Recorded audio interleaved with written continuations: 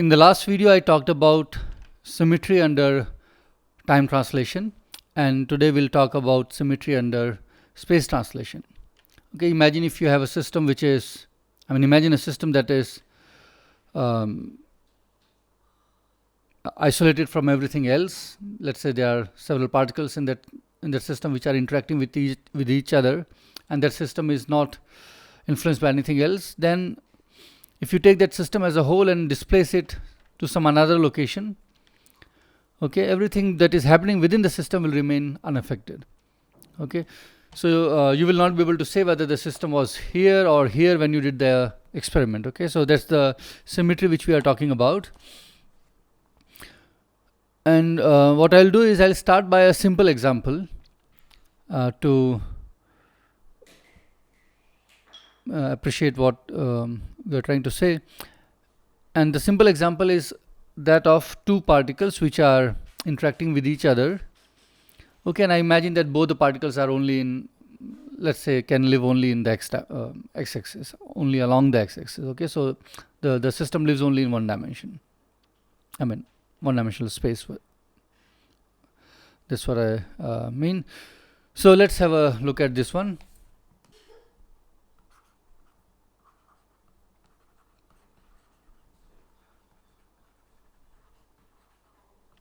Okay.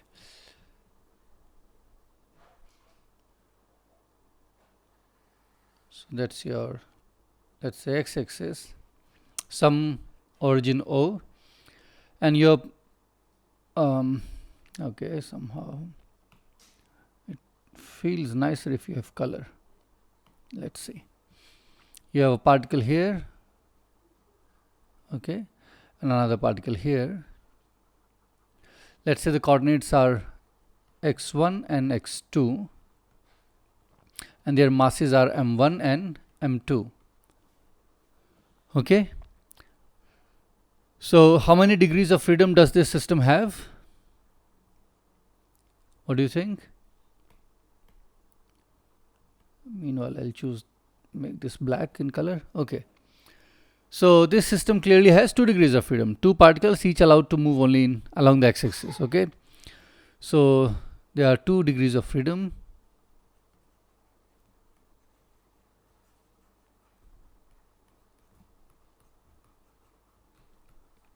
Okay, that's good. Let's write down the kinetic energy and the potential energy to construct the Lagrangian. Okay, so your T is half m1 x1 dot square plus half m2 x2 dot square. Okay, and I choose a special kind of a potential for this problem. I say that the potential is of the following form. Let's see what it is. So half k x2 minus x1 minus a square. Okay, so what I'm imagining is that these two particles are, let's say, connected by a spring of constant k. Okay, and the how do you say it, the unstretched length of the spring is a. Okay, so the spring length is a. There is no force on either of the particles. The moment you stretch or compress, meaning x2 minus x1 becomes different from a, then there is a force, and that's the spring constant. Now this may look like a simple example with two masses and a spring, but you'll see later, or maybe you already know, that this is a very good approximation for real systems. So you'll encounter many systems in which their constituents will, to first degree of approximation, interact in such a manner. Okay, if you do not know this already, we'll have later occasions to talk about this, but nevertheless we anyhow we are going to choose such a potential for our system. Let me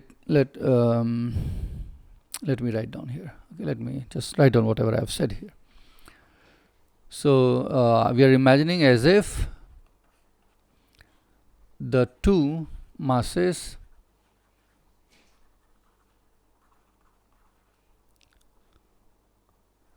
are connected by a spring of constant k.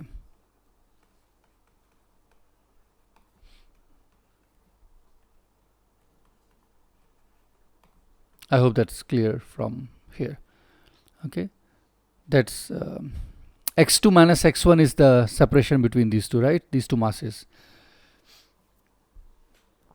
And if you subtract a from it, let me write down what a is first, then a is the unstretched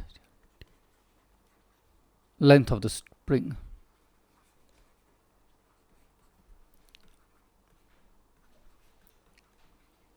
Spring. Okay. So if x2 minus x1 is different from a, it means that either it is compressed or stretched. So there is a force. Okay. Now, okay. You see, there are no constraints on this system. So the Cartesian coordinates are good. You can use them as your coordinates for writing down Euler-Lagrange equations. So there is no problem with that.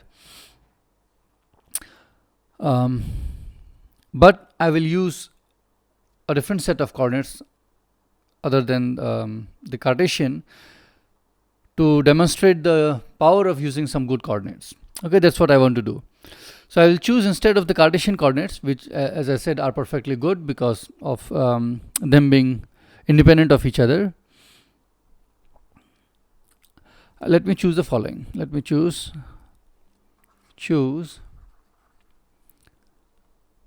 the following to be the generalized. Choose the generalized coordinates to be following. So one coordinate I call it small q, which will be x2 minus x1, and another coordinate I call capital Q, which I will call m2x2 plus m1x1. I choose them because I can do so. Let's say if you don't want to choose it, you want to choose the generalized coordinates to be x2 minus x1 and another one to be x2 plus x1, you can do so. Okay, there's no problem with that. But I want to show why this choice is really a fantastic choice, and you'll see soon why. Let me see. Okay, maybe I should go to the next page. So take those coordinates and invert them now. Okay. So you determine x1 and x2 in terms of small q and capital Q. That's what you have to do. And you should do the following exercise and check that indeed you get this result. So you get x1 is capital Q minus m2 small q over m1 plus m2, and your x2 turns out to be q plus capital Q plus small m1, capital Q plus m1 small q over m1 plus m2. Okay, so that should be easy. Let's check whether this is correct. So you should do this. It's minor trivial algebra, nevertheless do it. Let's check whether this is fine. Okay, always do a check after you have done some algebra, and let's see what that is. Let's check whether x2 minus x1 comes out to be q. Okay, that's what should happen. So I calculate x2 minus x1. So both have m1 plus m2 in the denominator. M1 plus m2, and let's see what's in the numerator. X2 is this, q plus m1q, m1 small q minus x1, so minus capital Q plus m2 small q. This capital Q cancels, and you have m1 plus m2 you can take out, and q will be the factor, and which you see is q. And that's what we started with. So let's go back here. Okay, so indeed what I have given as result is correct. Now our goal is to find first the kinetic term, potential term, in terms of the generalized coordinates. Okay, so that's what we'll do. So you take T, finding the Lagrangian.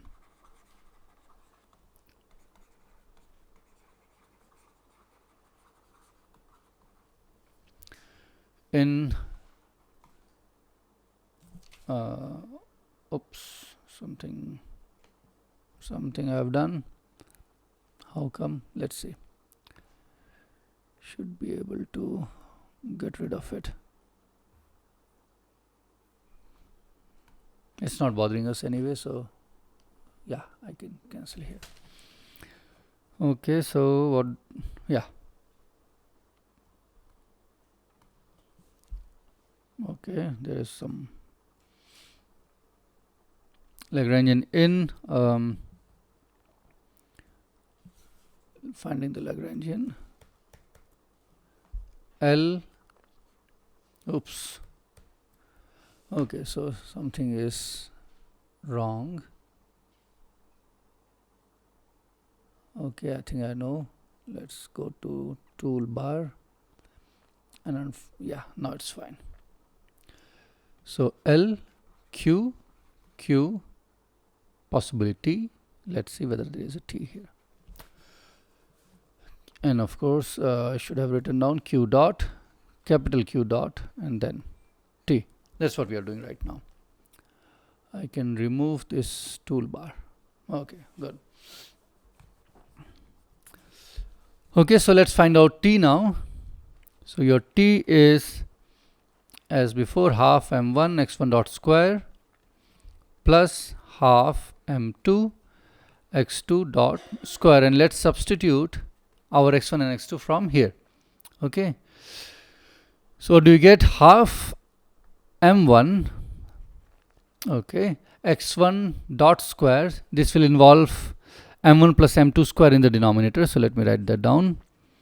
m1 plus m2 whole square. Okay, and then your x1 dot square will have this piece.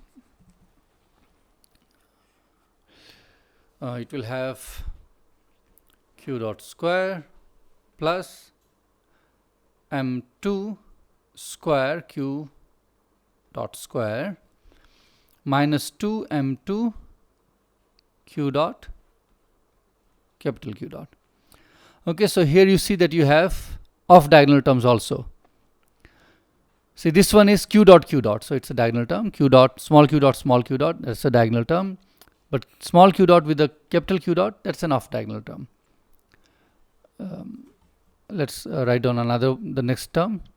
Half m2 x2 dot square. So I should look at this one now. Again, you have m1 plus m2 whole thing squared in the denominator, and then you have q dot square, capital Q dot square, plus m1 square small q dot square plus 2m1 small q dot capital Q dot. Okay, let's see what we get when we add the two. You see that these cross terms, okay, off diagonal terms. So this will have m1 m2, this will have m2 m1, which is same as before, and then you have small q dot capital Q dot, which is also here, a factor of 2 and a factor of half, which is also present here, and they are opposite in sign, so these two cancel. Okay, so they go away, and what you're left with is the following. Let me just write it down.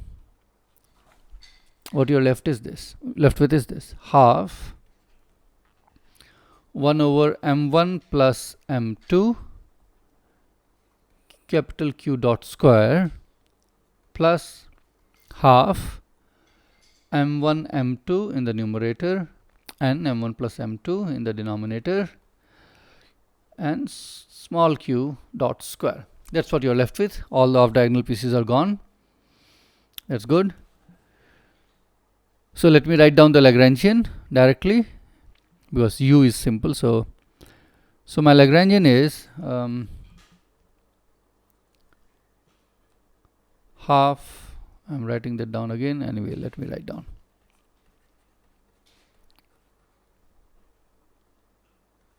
Q dot square plus half m1 m2 over m1 plus m2 q dot square minus u. And what is u? u is half k. It has x2 minus x1, which is q, small q, okay?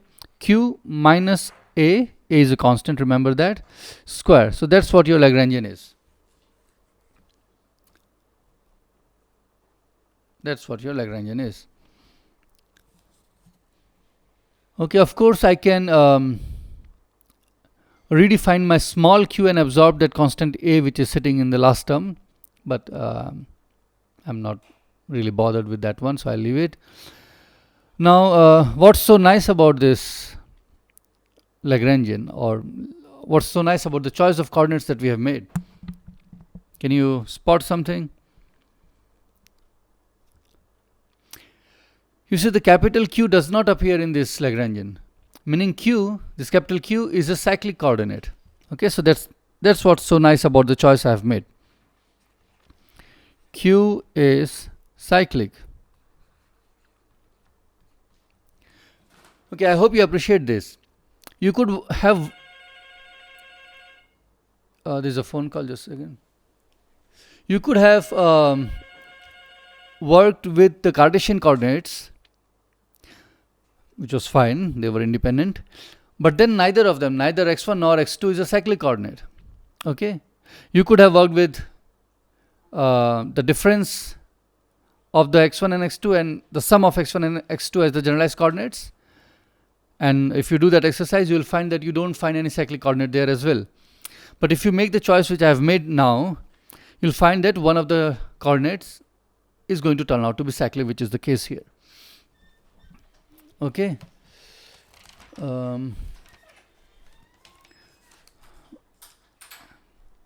That's good. That's very good. That's what is good about our choice of coordinate. Anyhow, so you already know that if a coordinate is cyclic, then the corresponding generalized momentum is conserved, which means that let me go to the next slide, which means that the generalized momentum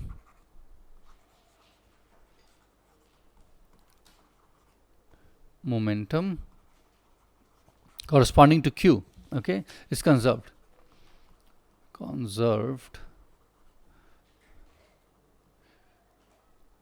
Okay.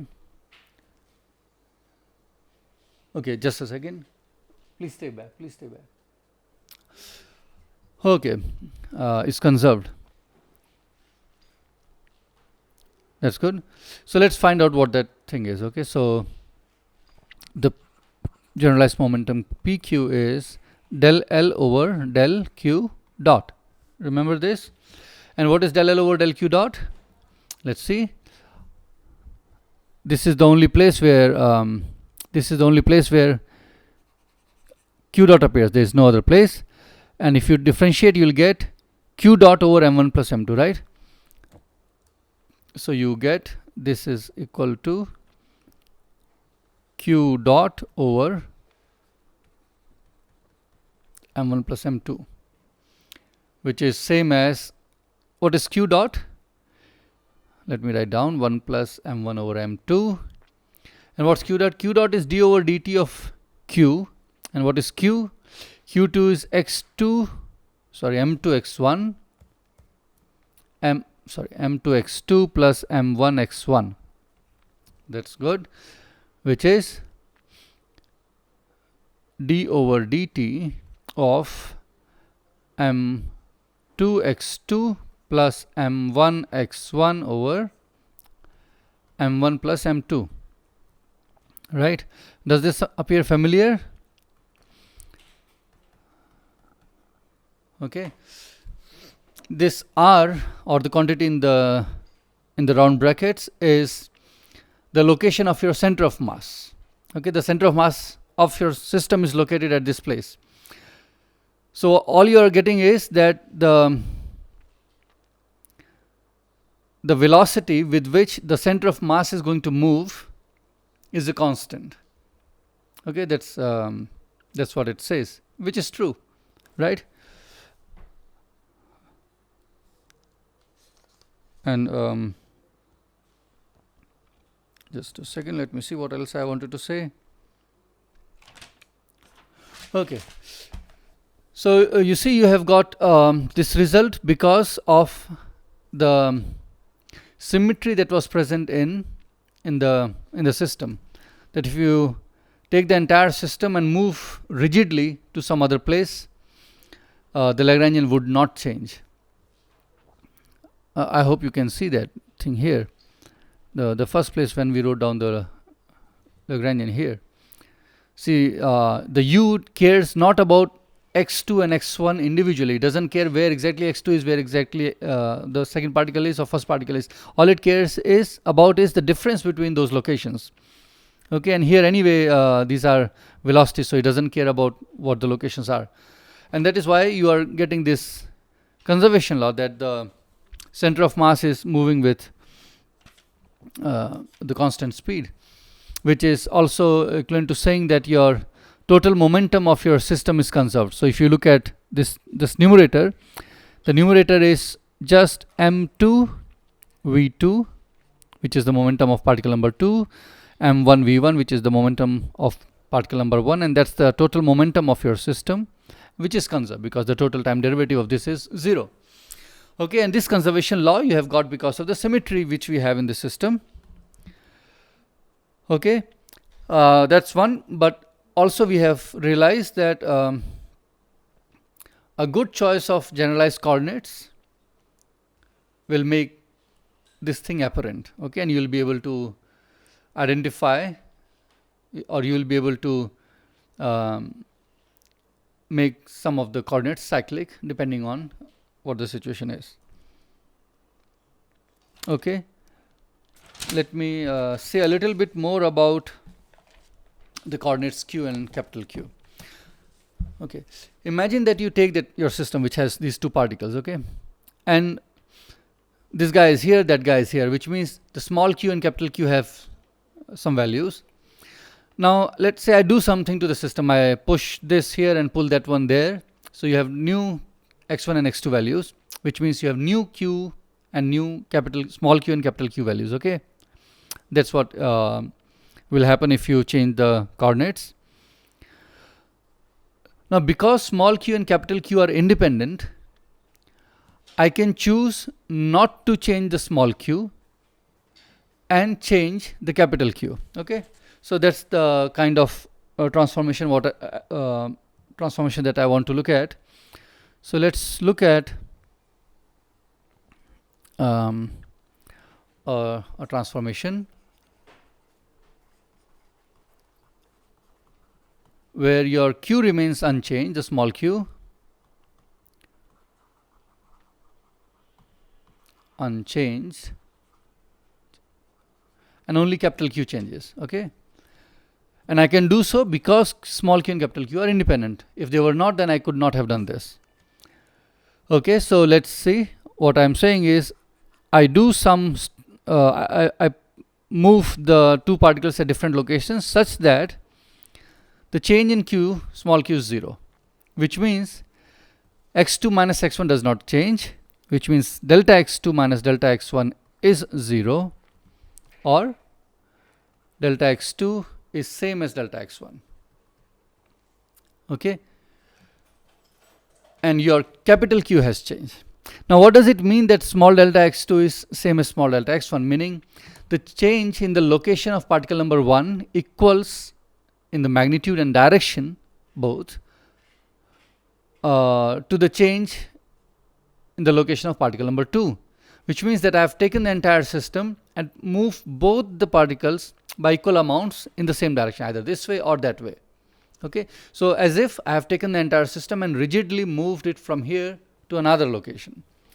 That's what it means. And you see, when I do so,